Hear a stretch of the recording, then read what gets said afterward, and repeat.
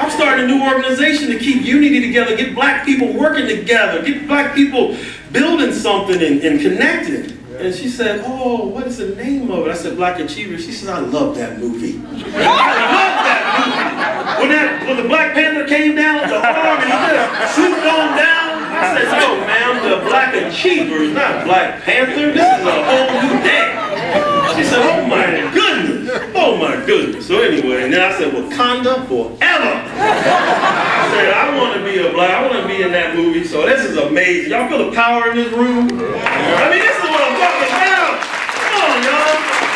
Man, we getting going to these jobs every day, and you don't never get this kind of love. We in there just spending ourselves, trying to make it day by day. And then you come out to an event like this, whoo, makes you feel good. Like an HBCU up in here.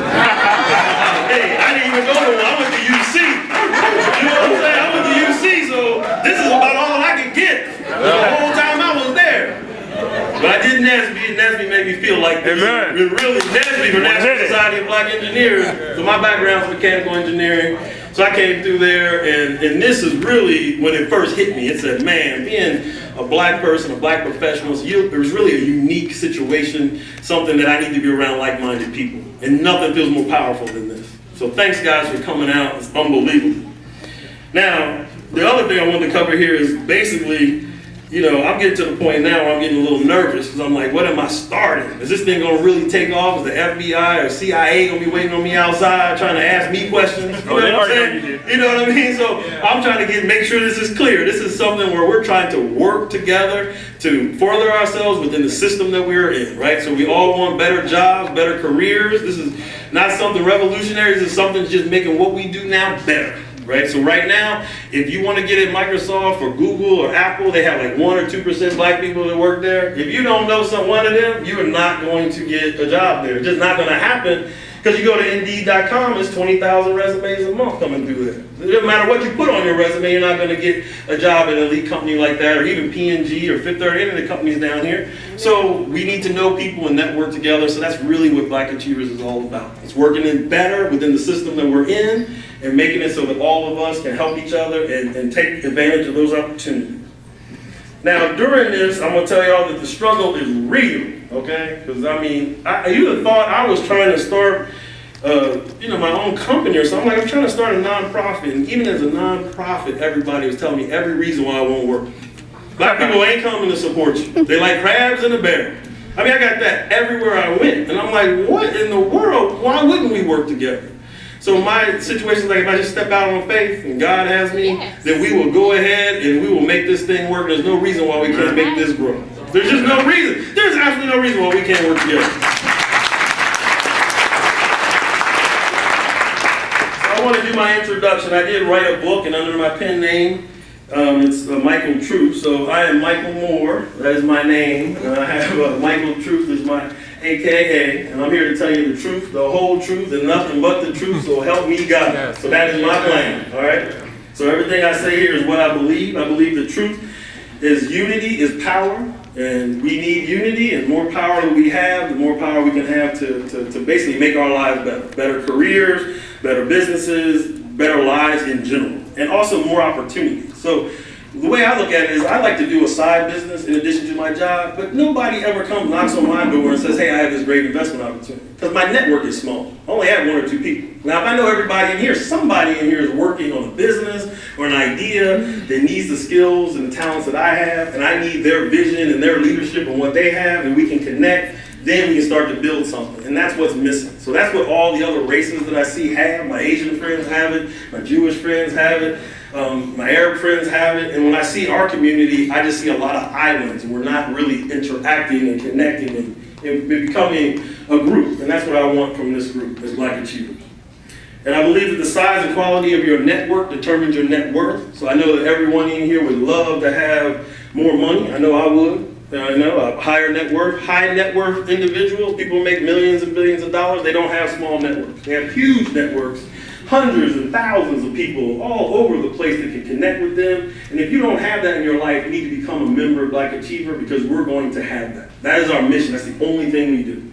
We're not talking about building basketball hoops in the hood. We're not talking about, doing church things in our church. Those are things you do separately. And Black Achievers, we focus on unity and just bringing people together. And that is a core focus, and we believe that that's what we need to do. So before I get started with the speed networking, so anybody in here ever done speed networking before? Wow, this is new for everybody. Y'all gonna come out like this speed networking was all right. I mean, I met some people in this thing. So Dave Yoha, the co-founder, he'll come up here and he'll start to set this up for you guys. As far as we're gonna split the room in half. So this half of the room is going to speed network like this, and this half is going to speed network like this. That makes sense to everybody? Yep. So before we get started though with that, I was going to go over 3 or 4 points, just some very basic things. So what is Black Achiever? Just very basic. It is not affiliated with the YMCA. Because I mean, everybody called me like, you done stole their name. I mean, how you just going to steal the Black Achiever name? In 1991, I got a trophy from Black Achiever. And I felt proud to be a Black Achiever. And I was like, ma'am, I didn't steal the name. I went to GoDaddy.com. There you go. And when I have an idea at GoDaddy.com, if it's 2 words, I don't get it. 99.9% of the time, it's not going to be available. BlackAchiever.com was available. BlackAchiever.org was available. That's the grace of God right there. Because that's a brand that we can brand for Black people to be proud of ourselves and to go out and go out there and brand it that way. And when you're young, you need to be built up. And when you get older, you need to be built up too. So Black Achiever for adults. So I just want to clear that up. So we're not part of the YMCA. I believe that Black Achiever is more than an organization. It is a mindset, right? Everybody in here, y'all got swag. I mean, it's just, you can just see it from a distance. I mean, we are cut above everyone else. And we have to start thinking about it in those terms. Because we're the ones with the education and I mean, I got on the phone with my volunteer squad, y'all. I was like, I am leader of Black Achiever. Let me tell them who I am. By the time I got off listening to their stories about what they've accomplished, I was like, am I even qualified to be a member of Black Achiever? I mean, my goodness. Oh, I'm working on after my first PhD. Like, how many PhDs do you need? And then the woman got on, I'm the global director at the Fortune 500 company. 1,100 people report to me. I said, don't nobody report to me. Like, what in the world? Then brother JC over there, he's like, yeah, I'm working on my 4th book. Like, what, you're younger than me, how are you? Like, when are you writing all these books, bro? Like, how's this working? Then Ken Wilson, he's like, man, I was in corporate America for 20 years. I'm like, God, that's a long time. Then he's like, and I just did a Chick-fil-A just because I could. I was like, I like Chick-fil-A. I want a Chick-fil-A franchise. How do I get my application in? Like, why am I struggling over here all by myself? So basically what I looked at it is like, man, so you are surrounded by genius. I mean, in this room, I'm telling y'all, we are the most educated, most amazing Black people in the city of Cincinnati and the city of Dayton, and there is no reason why we are not rocking this place. Only thing we missing is this unity thing. That's it. All we gotta do is start trusting each other, working together, everything else will take care of itself.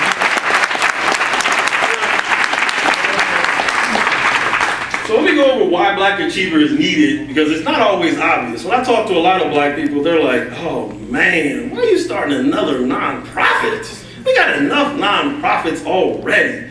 And my response to that is, yeah, we do have a lot of nonprofits. Like, why am I starting another nonprofit? So I'm trying to figure it out, and I'm thinking to myself, I'm saying, it's like having a tool belt. You need different tools for different problems. You can't have one tool belt with one hammer on there and build a house. It's just not going to happen. You need multiple hammers on there. We have lots of problems. We need lots of solutions. So that's the reason why I think it should be a nonprofit. And we have 4 major nonprofits that we should all support. And Black Achiever is not trying to get in the way of those. We should all support this. So first is our Black church. The focus on the church is religion. We should all support our churches as much as we can. The next one is NAACP. NAACP focuses on civil rights. And with Trump in the White House, y'all, we need some civil rights. Tell them, because I mean, you in Starbucks and you can get arrested, that's a problem. That's a problem. So, and what y'all see on TV is just getting worse and worse. It's like we're going back to 1918 instead of 2018. So we really need to start to come together and support organizations that focus on civil rights, but that's not Black Achiever's role. Urban League, major national organization, they focus on economic inclusion, economic empowerment, starting businesses. Gotta support them. We all should be looking at that either as a side hustle or as getting into a business ourselves. Support that type of organization. Now, what's missing from those 3 national organizations is an organization that is just focused on unity. Because the assumption is, it's like, oh, unity is easy. Please. It is hard being united with your spouse. It is hard being united with your friend. It's hard being united with your boss. It's hard being united with anybody in your life. It is hard work. At Fifth Third Bank, they pay us over $100,000 a year. 1,200 people in IT. Our departments can't stand each other, and they're paying us to be there. So unity is hard. They bring in millions of dollars in training just for us to be able to sit down in the same room and be united together. So that shows you how hard, if corporate America is spending that kind of money to get unity within their organization when they're paying you, then how do you think we're going to figure it out? We don't have an organization thinking about this and making this happen for people. So that's why Black Achievers is needed, and that's why I need you guys to support it, because once we start to do this, we can grow from Cincinnati, have more members, and things can grow around the country and hopefully around the world, because it's a very simple concept. So why should you join Black Achievers? So that's another one. So the way I look at it like this is you don't join because there's a list of things that you get. Nobody in this room needs the list of membership benefits. You guys were good before you had it, be good when you leave, okay? Reason why you should join is this is something that you believe in unity, you want to support it, you want people to know that you stand for something. And Black Achiever is a luxury brand. I mean, we're a brand that we're saying that we're the best of the best. That's what we say when we say we're Black Achievers, because we're achieved in adversity. We don't give up. No matter how much it costs, no matter how hard it is, no matter where the obstacles are, no matter what the education it takes, we say, okay, we're going to find a way. That's what Black Achievers do, because that's the only way you can get through. Whereas a lot of other people, they just say, man, it's going to be too hard, I'm not going to try. They're not like we are. So that's the reason why you should join. I think you should get on board and help us. The model that we're having here is a pay it forward model. So myself and 3 or 4 other people, we pay for this entire event as a gift to the community. And what we're asking for is some of you in your heart, if you feel you can fill out the membership amount and fill that card in and support the next event, then the next event will be free. When events aren't free, you only get 10 or 15 people here. When events are free, or when they're not free, when they're free, you get 200 people here, 100 people here. And the more people we have, the more opportunities you have to meet the right person. And then you have to come back consistently. Now, you can't make it every month. I understand you probably can't make it every quarter, but you can't just give me your resume after I met you for 5 minutes and expect me to pass it on to my boss. That's just not good. That's realistic. So if you meet me multiple times and we're cool, then I'm not even going to wait for you to give me your resume. I'm going to be like, hey, man, I got somebody. We need somebody on our team like him, and he's part of my Black Achiever network. So this takes consistency. It's not something you can meet someone for 5 minutes and expect something miraculous to happen. We have to come back consistently. The only way that can happen is if you guys support us. So I appreciate if you can fill out the cards and leave those at the front if you guys feel like you want to support our organization. If we would not get any support, we would not have any more of these events. So it's very straightforward. Only other thing I wanted to cover is a poem.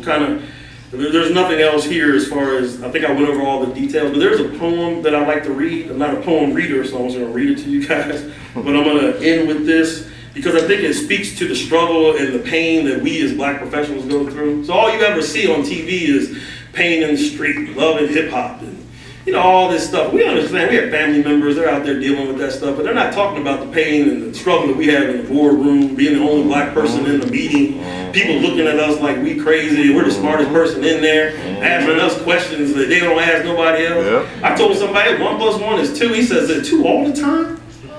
I said, yeah, it's 2 all the time. He's like, well, is it 2 in space?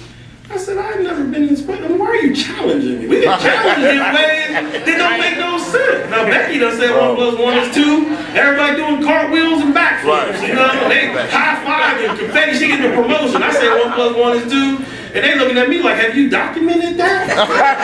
You have the backup for that? I'm like, what?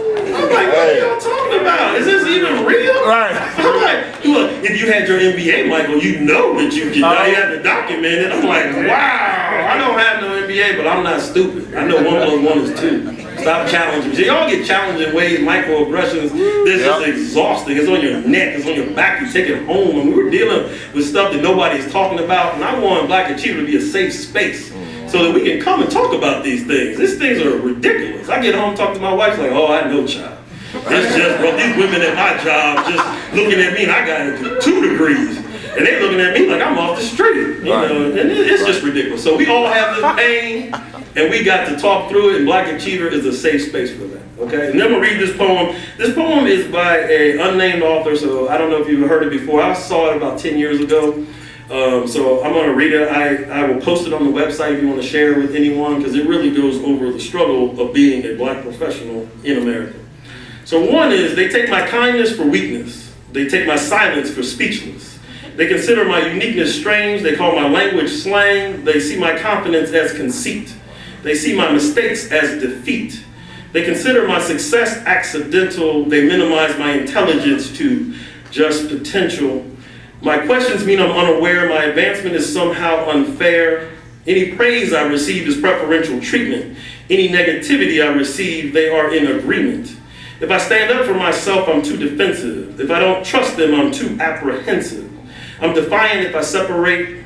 I'm fake if I assimilate. If neither are options, then how can I win? My character is constantly under attack. Pride for myself and my family makes me too Black. Yet God made me in his image. So what do they say to that? By the time I'm done in this world,